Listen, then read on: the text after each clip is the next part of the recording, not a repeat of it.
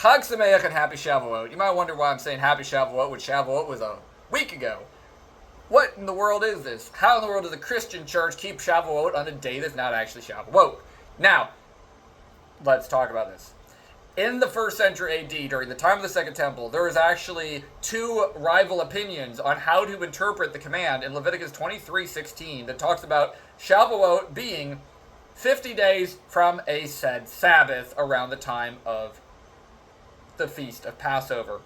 If you take that interpretation as 50 days after the Saturday, you're always going to get on a Sunday. And that is the interpretation that the Christians ended up with. The other interpretation is you go 50 days from whatever day happens to be Passover, you go 50 days from the next day, and that ends up being sometimes a Friday, sometimes a Saturday, sometimes a Thursday, sometimes who knows what. It's never a fixed Sunday.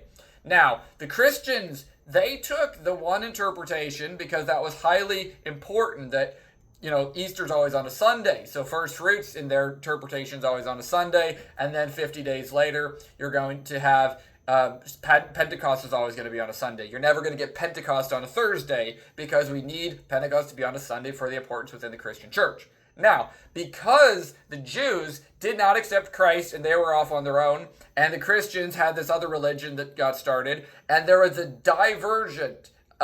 difference of opinion that developed within that first century after the destruction of the Second Temple. What ended up happening is that the Jews that were not Christians ended up keeping the tradition that makes Pentecost always a different day of the week. Shavuot's never always going to be on a Sunday. And the alternative is that some Karaites will still keep a Christian reckoning, but there was a division within the Second Temple, and that's what started this whole thing. Chag Sameach, Shavua Tov.